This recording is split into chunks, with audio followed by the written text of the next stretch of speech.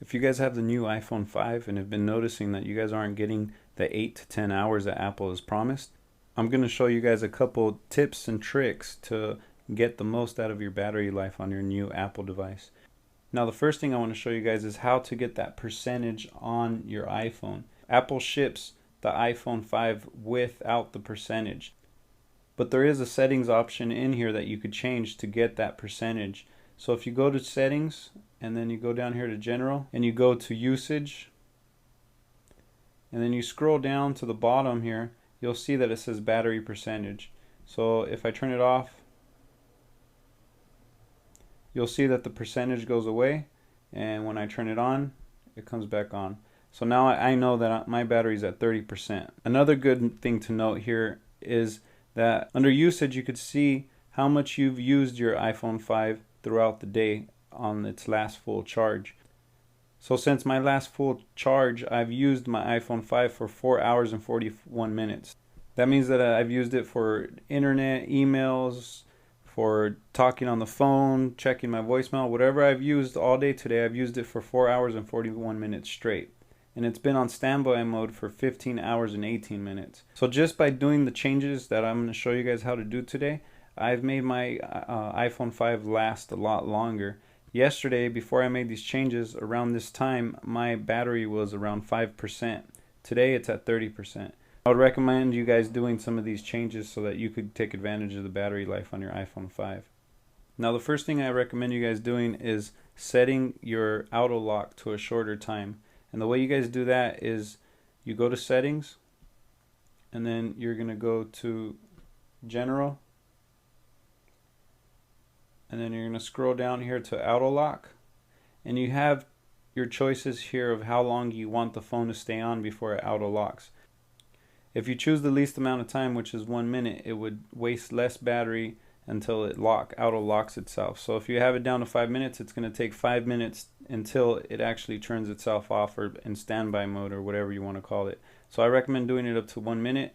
That's the shortest you could choose, and after 1 minute it'll actually turn off. Now the next thing I recommend doing is turning off your Wi-Fi and Bluetooth when you're not using them.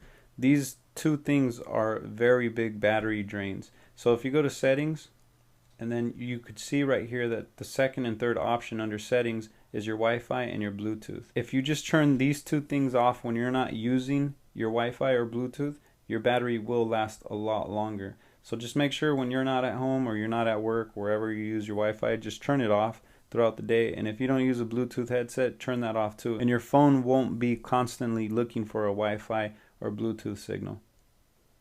Now the next thing I recommend you guys doing is dimming your screen. So if you go to settings and you scroll down here to brightness and wallpaper, you could actually choose how bright or how dim you want your screen.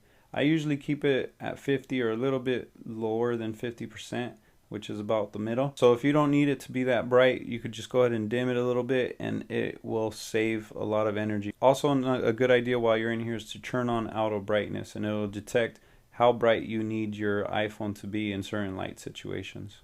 Now, if you're in an area where LTE isn't yet available, which is in a lot of places depending on what carrier you have, I would recommend turning off LTE if you're not using it or if you don't need it. To do that, you go into settings and then you're going to go to general, and then you're going to go down to cellular. Go ahead and click on that, and you'll see right here where it says enable LTE. Go ahead and turn that off if you're not using LTE. And that'll save a lot of battery also, just because it's not looking for the LTE network that it's never going to find. Now another good way to save battery is to turn off your location services. So if you see right there that little triangle looking thing, if that's on, that means that your phone is using the GPS to locate you for whatever app you're using. So say you're using Maps, it's going to turn on. But there's other applications that we don't need the location services. So the way to choose which apps to enable location services and which ones to disable, you're going to have to go to settings, and you're going to go down to privacy, and you're going to go to location services. Here you could turn altogether the location services off or on. If you don't want nothing to be able to track you, then you could just go ahead and turn that off. Or if you want to choose certain applications that use location services, you could turn them off manually here. The main ones I recommend turning off are actually down here all the way at the bottom where it says System Services. Go ahead and click on that.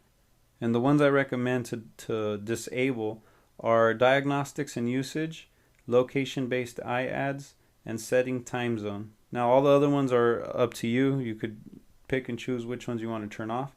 And you could also choose up here which applications you want to turn on and off. The next thing is notifications. You could assign which applications you want to notify you and which ones you don't want to. This will help save your battery life by having those apps not check every single time when they need to notify you. And the way you do that is you go to settings again, and you're going to go to notifications, and here you could choose which applications you want to notify you. So I would recommend going down here to the weather widget, and you could turn off the notification center for off for the weather widget if you don't use the weather. I would also recommend turning off the stock widget if you don't use that application. Not too many people use it, so turn it off. You don't need it on all day, draining your battery. Now, one big thing that does drain your battery is emails. So if you have the iPhone 5 set to push all the emails to your phone is always going to be constantly looking for new emails to push. I personally manually check. So whenever I want to check my emails, I just manually hit the refresh and it'll bring up everything. Instead of every 2 minutes or every 5 minutes or 15 minutes it's checking, I'll just check whenever I want to. But some of you guys have more important emails and want to have it automatically pushed. But there's different settings you could have here with the email. So just go to settings. Go down to mail, contacts, and calendars. And here you could actually choose which ones you want to push. So right here I have fetch new data off and push off. You see right there off. So this means that I have to manually check my emails. Now if you want the push setting on, I would recommend doing hourly. So I have it at manually because I like to manually check. If you go under advanced, you could also choose which ones you want to fetch and which ones you want to push. So there you go. I hope these battery tips help you out and help you get a lot more out of your new iPhone 5.